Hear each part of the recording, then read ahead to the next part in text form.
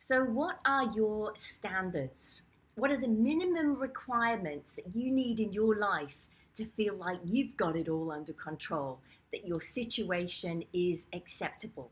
Because this is, you could call it your set point that governs where you are and where you're heading in your life. For example, guys, if paying the bills on time, going to work 5 days a week, going to the gym 3 nights a week, and washing the car on a Sunday is your minimum requirement to make you feel pretty comfortable, then that's your standard and that's cool. And, again, if your minimum standard is earning $10,000 in commission every single week and you don't rest until you've achieved it, then that's your standard, that's your comfort zone. But guys, if you constantly find yourself thinking that there has got to be more to life than this, then you're not satisfied. You look around you in your external world, you pay attention to what you feel inside of you, especially in those quiet moments. And if you really, really don't like what you have, what you do, the choices you've made so far, then it can be really, really uncomfortable. And I've been there so many times. Now, that doesn't mean that you'll do anything about it just because you're uncomfortable. You might choose to stay in this discomfort for the rest of your life, and a lot of people do, always feeling like you want more, but choosing just to get on with the routine and pushing that nagging voice in your head to one side, that feeling in your gut, and just getting on with it. So, what this means for many individuals is that they subconsciously choose a life that they're not content with, and they become so accustomed to feeling miserable and feeling their life is not enough, but you just can't see a way out. They choose to accept. Basically, they look around them, they see their friends doing the same thing, and it all seems pretty normal. So every time that they think about, oh, what if I could really pull that off? That would be amazing. Eventually, fear grabs hold of that beautiful idea, that inspiration, and turns it into something crazy, which of course has a really bad outcome because we are great at running worst case scenarios. So the brain doesn't really want to leave its comfort zone of firing and wiring the same networks every day, every week, every year. So it sends out chemicals to get you back into your routine and away from taking any risks. And that's its job, to keep you safe. So when you're in a routine, the subconscious patterns in your brain are actually running the show. And this routine you do every day, it becomes your set point, your comfort zone, your baseline.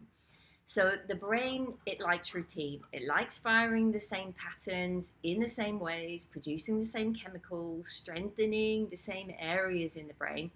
And this is where most people live, in a comfort zone of habitual routine patterns. Now, this is society. This is what keeps everything running on time, and it creates a great deal of efficiency in our modern world. Imagine what it would be like if all of the doctors, the nurses, the shopkeepers, the taxi drivers suddenly ran out and decided, I'm going to travel the world, I'm going to fulfill my dreams.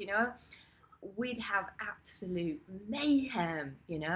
So now it's not that they love their jobs is why they're staying in their jobs and not fulfilling their dreams, but most people are too scared to take risks. They're too scared to dream, and that's quite sad. And subconsciously they decide that their security is worth more to them than taking that risk and finding out if they could really fulfill their dreams. Now, I come from a background of teaching science to high school kids, and I did that for about 16 years. And without a doubt, the education system promotes a great deal of discipline, a systematic way of thinking, of being, of feeling, of doing. And the kids are led into thinking that grades are everything. And that, of course, poor grades means that you're going to be a failure. Grades are what dictates who will have which job in society. What schools don't teach kids is that grades are not necessarily the key to success. We know that there are millions of incredible businessmen and women worldwide who crashed and burned at school They were told by their teachers they wouldn't amount to anything. But these are the ones who didn't listen, who didn't follow the well-trod path, who didn't follow the system. They rose above it. They found their genius. The education system, to me, unfortunately, is the brainwashing of society into whether or not you'll be the doctor or the factory worker. When in fact, everyone, every single human being on this planet is a genius at something. Unfortunately, you can go through your whole entire life and not find out what that genius is. So the school system, with its disciplines and its set subject structure and grading system, it doesn't allow for that genius that lives inside all of these kids to truly shine. So coming back to us adults, we fall into a comfort zone of repetitive patterns deemed normal by society, and that's what we're brought up with. And the patterns we perform every single day produce, of course, the same chemicals in the brain, which are sent to the body to feel the same way. And after a while, it starts to feel okay.